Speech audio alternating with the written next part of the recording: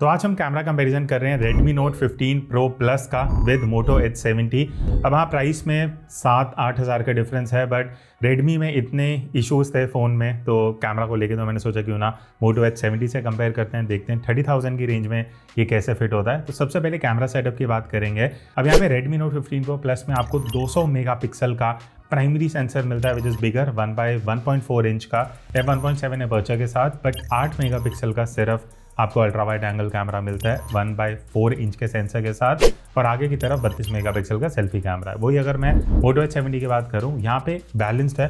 50 megapixel का primary camera है 1/1.56 inch का, 50 मेगापिक्सल का ही आपको अल्ट्रा वाइड एंगल सेंसर मिल जाता है 1/2.76 इंच प्लस 50 मेगापिक्सल का सेल्फी कैमरा। और सबसे माइनस पॉइंट दोनों फोन्स में है कि टेलीफोटो कैमरा आपको किसी में भी नहीं मिलता है, तो आगे आपको वो सैम्पल्स नहीं दिखेंगे। स्टार्ट करते हैं फोटोज़ के साथ। प्राइमरी सेंसर से अगर आप एक साइड बाय साइड कंपैरिजन देखोगे, पहली चीज़ जो मैंने नोटिस करी वो ये है कि Redmi Note 15 Pro Plus में बैकग्राउंड में कई बार बहुत फेक ब्लर ऐड होता है जो नॉर्मली आपको फोटोज़ में देखने को नहीं मिलता। मोटो में भी नहीं दिखेगा, बट वो चीज़ Redmi में है। एंड इवन जितनी फोटोज़ में हमने फेस के साथ ली हैं, जहाँ पे front light, back light, side light, multiple situation में जो हमने फोटोज़ ली हैं, हर जगह पे Redmi की जो फेस है वो ओवर एक्सपोज हो रहा है, जैसे आप यहाँ पे देख सकते हो। Moto H70 में काफ़ी बढ़िया फेस को कंट्रोल कर रहा है, एक्सपोजर वगैरह बढ़िया है। बाकी अगर मैं डायनामिक रेंज की बात करता हूँ तो देखो यहाँ पे भी Redmi में जो हाईलाइट कंट्रोल है वो अच्छा नहीं है, जो आप फोटोज़ में देख सकते हो। बाकी अगर मैं शैडो रिकवरी की बात करूँ तो वहाँ पे दोनों बढ़िया काम कर रहे हैं, बट अगर आप एक बैलेंस देखते हो तो कहीं ना कहीं वो आपको Moto H70 में ऑल ओवर बेटर देखने को मिलेगा। कलर्स की अगर बात रही तो दोनों में ही वाइब्रेंट कलर्स हैं, बहुत एक्यूरेट है। जब मैं साइड बाय साइड देख रहा हूँ मुझे दोनों के बहुत सिमिलर कलर्स लग रहे हैं, बट Moto H70 का जो वाइट बैलेंस है वो ज़्यादा एक्यूरेट है, बिकॉज आप डिफरेंट सिचुएशंस में देखोगे Redmi की जो फोटोज़ हैं वो बहुत जगह कूलर साइड पे चली जाती हैं वाइट बैलेंस में, जबकि Motorola स्लाइटली वार्म रखते हुए नेचुरल लुक एंड फील देता है। बाकी हमने मार्केट एरिया में जो रेड फोर्ट में फ़ोटोज़ ली हैं, ऑल ओवर Moto H70 का डायनामिक रेंज काफ़ी बेटर है। अगर आप ये कुछ फोटोज़ देखोगे बैकलाइट वाली तो आप क्लियरली देख सकते हो जो स्काई है वो Redmi में ओवर एक्सपोज जा रहा है, जो Motorola में दिक्कत नहीं है। बाकी उसके अलावा जो नॉर्मल सिचुएशन में फ़ोटोज़ है मार्केट में, वहाँ पे Redmi में आपको डिटेल्स भी कम दिखेंगी, सॉफ्टवेयर फ़ोटोज़ हैं। Overall sharpness details Moto H70 में बेटर है। तो प्राइमरी कैमरा में तो clearly Moto H70 is doing a better जब, वो भी 7-8 हज़ार रुपये सस्ता होते हुए। देन बात रही लो लाइट परफॉर्मेंस की। अगर आप रात को कुछ इस तरीके के फ़ोटोज़ लेने वाले हो तो यहाँ पे ऑनेस्टली देखो दोनों बढ़िया काम कर रहे हैं। Motorola भी अच्छा है, Redmi भी अच्छा है। डिफरेंस सिर्फ ये है कि Redmi में आपको शार्पनेस ज़्यादा मिल जाती है, एंड हाईलाइट की Redmi का लो लाइट परफॉर्मेंस अच्छा है, but otherwise most of the situation में highlight control, noise control, exposure, ये सारी चीज़ें दोनों में मुझे बहुत सिमिलर लाइंस पे लगी। तो लो लाइट में दोनों ही बढ़िया काम कर रहे हैं। Moving on to ultra wide angle camera. अब यहाँ पे सबसे बड़ा डिफरेंस, जैसे मैंने स्टार्टिंग में बताया था, Redmi में सिर्फ 8 मेगापिक्सल का कैमरा है, Motorola में आपको 50 मेगापिक्सल का मच बिगर सेंसर मिलता है, और उसके डिफरेंसेस आपको दिखेंगे जो आप यहाँ फोटोज़ देखोगे। ओवरऑल जो एजेस की सॉफ्टनेस है वो Redmi में बहुत ज़्यादा है, Motorola के एजेस बहुत शार्प हैं। इवन कंसिडरिंग कि Motorola में 12 मेगापिक्सल की फोटोज़ हैं compare to 15 megapixel on the Redmi, तो वो जो सेंसर का बेनिफिट आपको Moto H70 में मिलेगा वो आप क्लियरली फोटोज़ में देख सकते हो। फोटोज़ की जो शार्पनेस है, जो डिटेल्स हैं, वो ऑब्वियसली आपको Moto में बेटर दिखेंगी। Redmi में क्या है, एक तो ओवर शार्पनेस दिखती है because of smaller sensor, face का जो एक्सपोजर है वो भी ओवर है, तो हाईलाइट कंट्रोल का इशू आपको प्रोसेसिंग में देखने को मिलेगा Redmi Note 15 Pro Plus में। एंड कलर्स की अगर मैं बात करता हूँ, यहाँ पे फ़र्क ये है कि Motorola की जो फोटोज़ हैं वो थोड़ी ज़्यादा वाइब्रेंट हो सकती हैं आपके लिए, तो वो कंसिडर करना। अल्ट्रा वाइड में, ये नॉर्मल मोड में जब आप फोटोज़ ले रहे हो, कलर्स थोड़े ज़्यादा वाइब्रेंट कैप्चर होते हैं, बट उसके अलावा चाहे प्रोसेसिंग हो, चाहे लुक एंड फील हो, Moto H70 does a much better job because of better sensor. बाकी मार्केट एरिया में भी हमने कुछ फोटोज़ लिए थे, वहाँ मुझे Motorola का ये ड्रॉबैक लगा कि जो हाईलाइट कंट्रोल है वो काफ़ी बेटर हो सकता था कंसिडरिंग जो सेंसर इस फ़ोन में है, तो वहाँ पे थोड़े इश्यूज़ हैं जो मुझे देखने को लगे। Moving on to low light performance, यहाँ पे obviously because of bigger sensor आपको Moto H70 में बेटर डिटेल्स देखने को मिलेंगी, एक्सपोजर बेटर कंट्रोल हो रहा है, डायनामिक रेंज बेटर है, और ये सारे इश्यूज़ आपको कहीं ना कहीं Redmi में दिखेंगे बिकॉज 8 मेगापिक्सल का सेंसर है, नॉइस कंट्रोल अच्छा नहीं है, हाईलाइट्स ओवर एक्सपोज जा रही हैं, and all over low light में आप जितने भी फोटोज़ देखोगे आपको कंपैरिजन में Moto H70 for obvious reasons better लगेगा। अब यहाँ पे 2x मोड में हमने कुछ फोटोज़ ली हैं डिजिटल जूम करते हुए, जो आप यहाँ पे देख सकते हो। अब कुछ मैंने पॉइंट्स यहाँ पे नोटिस करें, स्टार्टिंग विद Redmi, फेस बहुत ओवर एक्सपोज जा रहा है जो आप यहाँ फोटोज़ में देख सकते हो। प्राइमरी कैमरा में भी यही इशू हो रहा था, बट अगर आप नॉन ह्यूमन सब्जेक्ट वाले फोटोज़ लेते हो दोनों फ़ोन से तो दोनों ही बढ़िया काम कर रहे हैं। बट मैं यहाँ पे ये बोलूँगा कि एक्चुअली मोटरोला का जो डिटेल है क्रॉप करने पे वो बेटर है। तो अगर आप कलर्स प्रोसेसिंग देखते हो दोनों लगभग सेम है, but detail sharpness texture Moto H70 में 2x में आपको ज़्यादा बेटर दिखेंगे। नेक्स्ट अब हम आते हैं पोर्ट्रेट मोड पे, जहाँ पे बहुत सरप्राइजिंग रिजल्ट्स हैं। आपको यहाँ पे मैं कुछ स्क्रीन पे दिखाना शुरू करता हूँ। सबसे पहले रेडमी के जो आप पोर्ट्रेट्स देखोगे, मेरे ख्याल से 12-15 हज़ार के जो फ़ोन्स हैं वो भी इससे बेटर ले सकते हैं, बिकॉज जो प्रोसेसिंग है जो आप क्लियरली फ़ोटोज़ में देख सकते हो, जहाँ पे मोटो H70 is miles better, but उसकी बात हम डिटेल में करेंगे। रेडमी में फेस बहुत पिंक साइड पे कैप्चर होता है, टेक्सचर ना के बराबर है, फेस में एक्सपोजर बहुत ओवर है। चाहे जिस भी लाइटिंग में आप फोटोज़ लोगे, रेडमी का जो फेस है वो करेक्टली एक्सपोज नहीं आता, वो ओवर एक्सपोज होता है, ज़्यादा ब्राइट होता है। मोटो H70 की अगर मैं बात करूँ, यहाँ पे एज डिटेक्शन बेटर है कंपेयर टू रेडमी, बट इस बजट के हिसाब से I would say motto H70 का भी एज डिटेक्शन अच्छा नहीं है।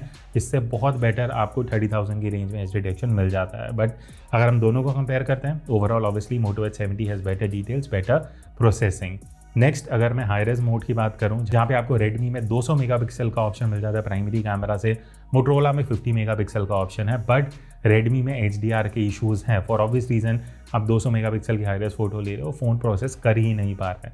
मोटो में ऐसी कोई दिक्कत नहीं है, बट मोटो H70 में जैसे मैंने बोला अल्ट्रा वाइड एंगल 50 मेगापिक्सल का है, बट आपको वहाँ पे 50 मेगापिक्सल का ऑप्शन मिलता ही नहीं है अल्ट्रा वाइड में, तो ये एक माइनस पॉइंट इस फ़ोन के साथ रहेगा। मूविंग ऑन टू सेल्फी, जो आप यहाँ स्क्रीन पे कुछ फोटोज़ देख सकते हो। Overall Moto H70 has better exposure, जहाँ पे मुझे रेडमी फेस एक तो बहुत ओवर एक्सपोज लगा, आप देख सकते हो बहुत ही ज़्यादा ओवर प्रोसेसिंग है जिससे एकदम वाइट फेस दिखता है। डायनामिक रेंज अच्छा नहीं है रेडमी में, तो टेक्सचर डिटेल दोनों फ़ोन में बढ़िया है, बट प्रोसेसिंग की दिक्कत है रेडमी में। प्लस अल्ट्रा वाइड में आप मोटरोला में पोर्ट्रेट मोड में भी फोटोज़ ले सकते हो, रेडमी में वो ऑप्शन नहीं है। एंड जैसे आप पोर्ट्रेट मोड में सेल्फी लेते हो, रेडमी की जो सेल्फीज आप देख सकते हो बिल्कुल भी टेक्सचर नहीं है, बहुत ज़्यादा सॉफ्ट है, जो देखने में बिल्कुल भी अच्छी नहीं लगती हैं। ऑब्वियसली यहाँ पे भी मोटरोला H70 की सेल्फीज आपको बेटर दिखेंगे। अब हम आते हैं इस वीडियो के सेकंड सेगमेंट पे, जहाँ पे वीडियो परफॉर्मेंस की बात करने वाले हैं। यहाँ पे कुछ इंटरेस्टिंग डिफरेंसेस हैं, मैं आपको दिखाऊंगा, बिकॉज फोटोज में अभी तक Moto was doing much better job, but videos में जब मैंने कंपेरिजन देखा है, स्टार्टिंग विद प्राइमरी कैमरा, सबसे बड़ा डिफरेंस ये है कि मोटरोला में आपको 4K 60 FPS का ऑप्शन मिल जाता है, जबकि रेडमी में सिर्फ 4K 30 है। तो वो एक डिफरेंस है अगर आप प्राइमरी कैमरा को यूज़ करके 4K में स्लो मो शूट करने वाले हो। अदरवाइज जो हम अभी शूट कर रहे हैं 4K 30 FPS पे, just to show the difference की आउटपुट में क्या फ़र्क है। बिकॉज अभी जब हम शूट कर रहे हैं एकदम ऊपर की तरफ सन है, दोपहर के अभी 1-1:30 बज रहे हैं, तो आपको एक फेयर आइडिया लग जाएगा अगर आप आउटडोर वीडियो शूट करते हो तो कैसा आउटपुट है। अभी ये फ्रंट लाइट है, एक बार बैक लाइट या साइड लाइट का जो आउटपुट है वो आप देख सकते हो। पीछे की तरफ लाइट है, थोड़े पेड़ हैं, कलर्स और वो सारी चीज़ें, आपको एक डिफरेंस देखने को पता लग जाएगा कि अगर हम कंपेयर कर रहे हैं रेडमी और मोटरोला को, तो इस तरीके से एक्सट्रीम लाइटिंग सिचुएशन में क्या डिफरेंसेस हैं। यहाँ पे एक तो रेडमी नोट 15 प्रो प्लस की डिटेल्स बेटर हैं, एंड मोटो 70 का अगर आप जो भी सैम्पल देखोगे बहुत सॉफ्टर साइड पे है as compare to Redmi. And even exposure shift का जो इशू है वो मोटो H70 में आपको रेगुलरली देखने को दिखेगा। ये जो एक्सपोजर है वो फ्लक्चुएट हो रहा है, जबकि लाइटिंग इतनी चेंज नहीं हो रही है। वो दिक्कतें रेडमी में नहीं है, बट जब बात आती है प्रोसेसिंग की, चाहे एक्सपोजर हो चाहे डायनामिक रेंज हो, वो सब मुझे मोटो H70 में काफ़ी बेटर लगा है, जो आप यहाँ पे वीडियोस में देख सकते हो। चाहे कलर्स हों, चाहे overall final look and finish हो वीडियो का, सब जगह पे Motorola H70 is doing a better job. But वो जो एक्सपोजर फ्लक्चुएशन वाला इशू है उस वजह से वो वीडियो यूजेबल ही नहीं बन पाती। तो कंक्लूजन तो यही है कि दोनों में ही कोई ऐसा बेटर वीडियो फ़ोन नहीं है, बट हाँ अगर आप कंपेयर करते हो तो रेडमी आपको फ्लक्चुएशन वाला इशू नहीं देगा, बट ओवरऑल मुझे वीडियो का एक्सपोजर थोड़ा कम लगा और डायनामिक रेंज भी रेडमी में उतना बढ़िया नहीं है। बात रही लो लाइट की, अगर आप शाम को या रात को वीडियो शूट करने वाले हो, कलर्स में डिफरेंस है कि मोटो H70 आपको वाइब्रेंट आउटपुट देता है, रेडमी देखने में कंपैरेटिवली थोड़ा फीका लगेगा। प्लस रेडमी की जो वीडियोस हैं लो लाइट में वो डार्कर हैं, एक्सपोजर कंट्रोल उतना अच्छा नहीं है। तो overall I would say low light में Moto H70 is doing a better job. Then talking about ultra wide angle camera से जब आप वीडियो शूट करते हो, नेक्स्ट अब अल्ट्रा वाइड एंगल कैमरा की मैं बात करूँ तो यहाँ भी मेजर डिफरेंस ये है कि रेडमी में आपको सिर्फ 1080p 30 FPS का ऑप्शन मिलता है, कंपेयर टू मोटरोला जहाँ पे 4K 60 FPS तक आप वाइड एंगल में शूट कर सकते हो। अभी हम 4K 30 में करें just to keep the frame rate same. But हाँ ये एक डिफरेंस है जो आपको ऑब्वियसली आउटपुट में भी देखने को पता लगे। अभी तो ब्रॉड डे लाइट है, शायद उतना ना पता लगे, बट हमने और काफ़ी सिचुएशन में सैम्पल्स लिए हैं।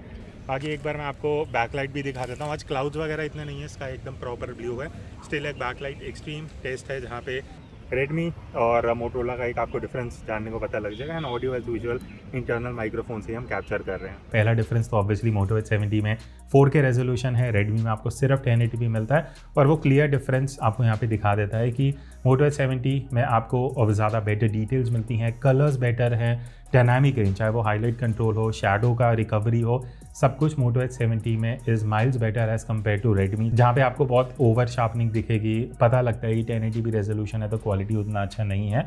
तो ऑब्वियसली यहाँ तक Motorola is doing a better job, but again वो जो एक्सपोजर फ्लक्चुएशन वाला इशू है वो अल्ट्रा वाइड में भी है, जो अभी तक रेक्टिफाई नहीं हुआ है, जिस वजह से अगेन बहुत सिचुएशन में आपकी वीडियो यूजेबल ही नहीं हो पाएगी, बिकॉज वो इतना फ्लक्चुएट हो जाता है। 10 में से 3-4 क्लिप्स में आपको देखने को मिलेगा।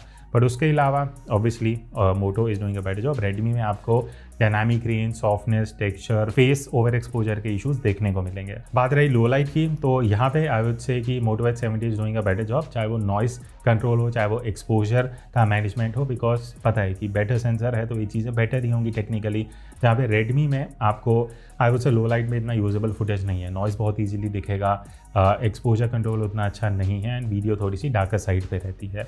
बाकी हमने 2x में भी कुछ वीडियो शूट करी हैं, दोनों में आप 4K शूट कर सकते हो। बाकी एक 2x का भी ऑप्शन है जो आपको दोनों फोन्स में मिल जाता है, जो अभी आप साइड बाय साइड देख सकते हो। डिफरेंसेस के बाद मैं आगे करूँगा बाकी सैम्पल्स को देख के जो मेरा वॉइस ओवर रहेगा। बट हाँ ये है कि रेडमी में आपको एक 4x का भी प्रीसेट मिल जाता है, बट अभी हम 2x में ही जो सैम्पल है वो शूट कर रहे हैं। But motto H70 surprisingly details बहुत कम कैप्चर करता है, देखने में बहुत सॉफ्टनेस है। फोकस इशू भी मुझे देखने को लगे कि जब हम चलते हुए वीडियो बना रहे हैं तो सब्जेक्ट पे फोकस नहीं हो पाता है। तो यहाँ पे सिर्फ यहाँ पे आपको रेडमी बहुत ज़्यादा बेटर दिखेगा in terms of detail, sharpness, colours and final look and feel. जो वीडियो है 2x में वो रेडमी का बेटर है। बात रही लो लाइट की, यहाँ पे भी मुझे रेडमी का परफॉर्मेंस बेटर लगा, जहाँ पे Motorola was trying to struggle and उतना बढ़िया आउटपुट नहीं दे पा रहा जितना आपको रेडमी से मिल जाता है। अब अगर मैं फ्रंट कैमरा की बात करूं तो पहली चीज़ जो आप यहाँ डिफरेंस देख रहे हो दैट इज़ दी रेजोल्यूशन, जहाँ पे अगेन रेडमी में सिर्फ 1080p 60 fps है, जबकि मोटोरोला में मैं 4K 60 fps में शूट कर सकता हूँ। अभी एकदम फ्रंट लाइटिंग में हूँ तो फेस पे एक्सपोजर वगैरह कैसा है, पीछे कलर्स कैसे हैं, बिकॉज वो एक आपको फेयर आइडिया लगेगा। बाकी जैसे मैंने बोला कि रेजोल्यूशन का तो डिफरेंस है, पर एक और ये चीज़ है कि दोनों में ही मुझे वाइड एंगल का ऑप्शन नहीं मिल रहा है। तो फ्रंट कैमरा के हिसाब से ऑनेस्टली दोनों में ही आपको वाइड एंगल वाला वो लुक एंड फील नहीं मिलेगा। ये मैंने पूरे आर्म स्ट्रेच किए हुए हैं तो ये आउटपुट आ रहा है, और अभी बाय द वे मैं बैक लाइट में हूँ जस्ट टू शो की डिफरेंट लाइटिंग में कैसा आउटपुट है। तो हाँ मैं ये कह रहा था कि दोनों में वाइड एंगल का ऑप्शन नहीं है, तो कहीं ना कहीं वो व्लॉगिंग वाली चीज़ आपको दोनों ही फ़ोन्स में नहीं मिल पाएगी। हाँ बट रेजोल्यूशन मोटोरोला का बेटर है। अब लास्ट में कंक्लूजन आता है कि दोनों में से कौन सा बेटर कैमरा फ़ोन है। अगर मैं रेडमी की बात करूं, देखो रेडमी में मुझे वीडियो में 1x एंड 2x का आउटपुट अच्छा लगा एंड लो लाइट परफॉर्मेंस अच्छा है फ़ोटोज़ में। बट बहुत सारे सेगमेंट्स हैं जहाँ पे अच्छा नहीं है, that is ultra wide angle camera and photos में इश्यूज़ हैं जो मैंने बताए। बाकी मोटो H70 की अगर मैं बात करूँ, कंपेरेटिवली मुझे लगता है बेटर चॉइस है। इशू ये है कि वीडियो में जो फ्लक्चुएशन इश्यूज़ हैं 1x में, अल्ट्रा वाइड एंगल में एंड 2x में डिटेल्स की कमी है। फोटोज़ के हिसाब से it is a good phone, but video में इश्यूज़ हैं। तो कंक्लूजन ये है कि दोनों में से कोई भी फ़ोन मैं रिकमेंड नहीं करूँगा। लास्ट में वही चीज़ आती है, जब आप इस रेंज में जाते हो 35 to 40,000, स्टिल जो मेरे सजेशंस रहेंगे दैट कुड बी वीवो का T4 अल्ट्रा हो सकता है, वन प्लस का Note 5 है, या सैमसंग का ऑब्वियसली S24 या S24 FE depending on your budget, because ये फ़ोन्स हैं जो आपको टेक्निकली स्ट्रॉन्ग रिजल्ट्स भी देते हैं, आउटपुट भी बढ़िया है। अभी जो फ़ोन्स लॉन्च हुए हैं उनमें काफ़ी इशूज़ हैं जो मैं डिस्कस कर चुका हूँ। सो दैट्स इट, मिलते हैं नेक्स्ट वीडियो में, तब तक take care and keep clicking.